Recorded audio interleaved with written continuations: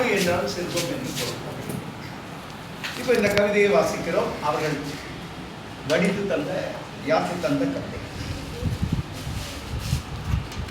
உடைத்து சேர்த்ததும் உதவாமல் போகக்கூடும், குன்றுபோல் குவித்ததும் குறைந்து விடக்கூடும். உடைத்து சேர்த்ததும் உதவாமல் போகக்கூடும், குன்றுபோல் குவித்ததும் குறைந்து விடக்கூடும். பார்த்து பார்த்து சேர்த்ததும் பார்த்து பார்த்து சேர்த்ததும் பாதியிலே குறையக்கூடும். சேர்ந்த செல்வம் எல்லாம் சிதைந்து விடக்கூடும்.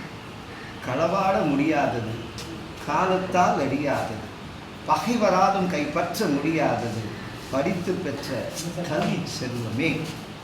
சேர்த்து வைக்க வீடு தேவையில்லை, சேர்த்து வைக்க வீடு தேவையில்லை, சிதறாமல் காக்க வங்கி தேவை. சேர்த்து வைக்க வீடு தேவையில்லை, சிதறாமல் காக்க வங்கி தேவையில்லை. கையிருப்பு என்றும் குறைவதில்லை, கையிருப்பு என்றும் குறைவதில்லை. கடன் வாங்கிட அவசியம் இல்லை, கடன் வாங்கிட அவசியம் இல்லை. காலமெல்லாம் காட்டிடும் கல்வி செல்வமே. கவனம் சிதறாமல் கற்று உயர்வோமே, கவனம் சிதறாமல் கற்று உயர்வோமே. ஆக்க சக்தியானது அறிவு ஒன்றே, ஆக்க சக்தியானது அறிவு ஒன்றே. ஆற்றல் பெறுவதற்கு கற்போம் இன்றே என்று நெல்லை அன்புடன் ஆனந்தியா.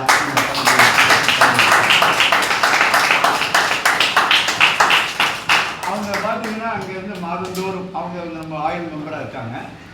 நம்ம அமைப்புகளோட அத்தனை இதுக்கும் அவங்க ஏதாவது ஒரு உதவி பண்ணிக்கிட்டே, ஒரு புத்தகங்கள் தருவாங்க, ஏதாவது ஒரு பரிசு பண்ண அனுப்புவாங்க, ஏதோ ஒன்று அவங்க அங்கேருந்து செஞ்சுட்டே தான் இருக்காங்க. அவங்களுடைய இன்னும் லாலிபப் குழந்தைகள் மூலமாக நிறைய அமெரிக்க குழந்தைகளுக்கு தமிழ் இலவசமாக கற்றுத்தந்து கொண்டிருக்கிறார்கள்.